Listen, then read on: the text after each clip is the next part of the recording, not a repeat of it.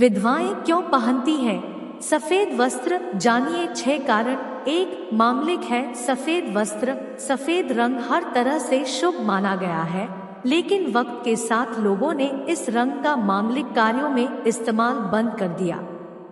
हालांकि प्राचीन काल में सभी तरह के मांगलिक कार्यों में इस रंग के वस्त्रों का उपयोग होता था। पुरोहित वर्ग इसी तरह के वस्त्र पहनकर यज्ञ करते थे। सच तो यह है कि सफेद रंग सभी रंगों में अधिक शुभ माना गया है। इसीलिए कहते हैं कि लक्ष्मी हमेशा सफेद कपड़ों में निवास करती है। 20 से 25 वर्षों पहले तक लाल जोड़े में सजी दुल्हन को सफेद ओढ़नी ओढ़ाई जाती थी। इसका यह मतलब कि दुल्हन ससुराल में पहला कदम रखे तो उसके सफेद वस्त्रों में लक्ष्मी का वास हो। आज भी ग्रामीण क्षेत्र में सफेद ओढ़नी की परंपरा का पालन किया जाता है।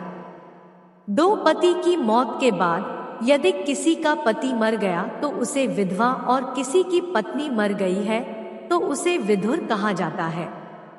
शास्त्रों के अनुसार पति की मृत्यु के 9वें दिन उसे दुनिया भर के रंगों को त्याग कर सफेद साड़ी पहननी होती है।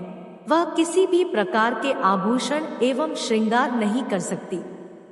स्त्री को उसके पति के निधन के कुछ सालों बाद तक केवल सफेद वस्त्र ही पहनने होते हैं, और उसके बाद यदि वह रंग बदलना चाहे तो बेहद हल्के रंग के वस्त्र पहन सकती है।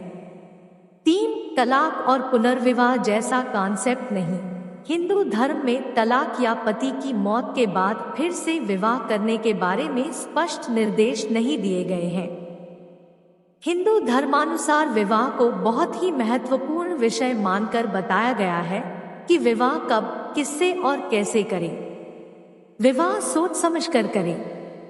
विवाह करने के पहले दोनों पक्ष की कुंडली अच्छे से परख ले, फिर विवाह करें। कई तरह की जांच के बाद ही विवाह करने की सलाह दी जाती है, ताकि आगे चलकर इस रिश्ते में किसी भी प्रकार का व्यवधान न हो। लेकिन वर्तमान में विवाह और प्रेम विवाह बहुत ही सरल प्रक्रिया बना दी गई है और तलाक कठिन, जबकि इसका उल्टा होना चाहिए, तभी संबंध पुख्ता हो पाता है। 4. विधवा विवाह किया जा सकता है।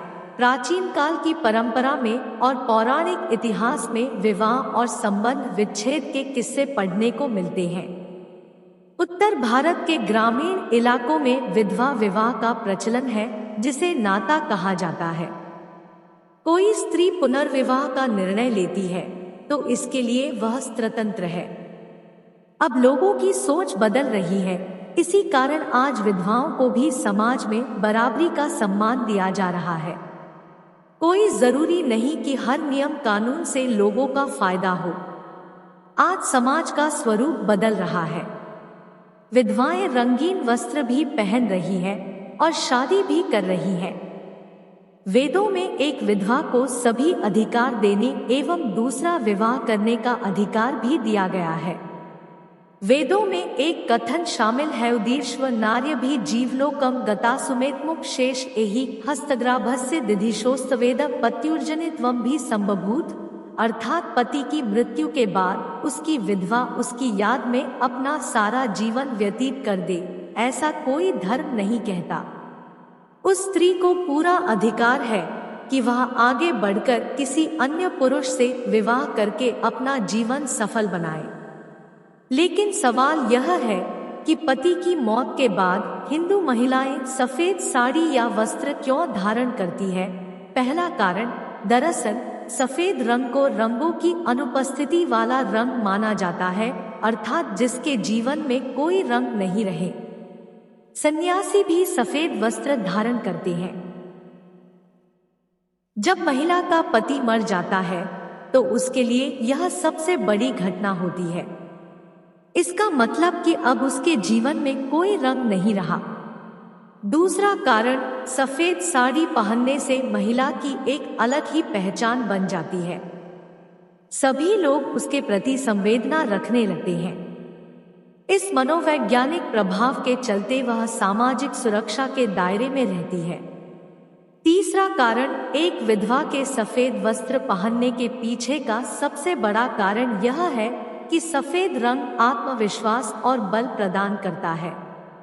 वह कठिन से कठिन समय को पार करने में सहायक बनता है। इसके साथ ही सफेद वस्त्र विधवा स्त्री को प्रभु में अपना ध्यान लगाने में मदद करती है। सफेद कपड़ा पहनने से मन शांत और सात्विक बना रहता है। चौथा कारण, महिलाओं का ध्यान ना भटके इसलिए उन्हें सफेद कपड़े पहनने को कहा जाता है, क्योंकि रंगीन कपड़े इंसान को भौतिक सुखों के बारे में बताते हैं।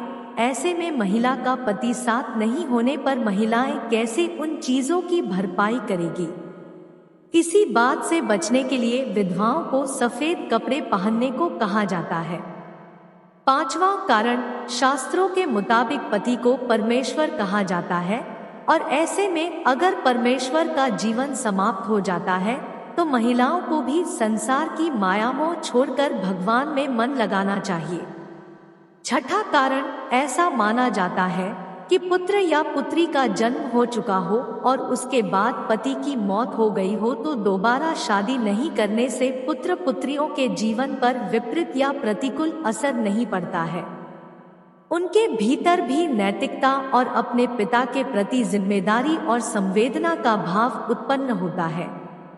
यह एक ईमानदार प्रयास माना जाता है।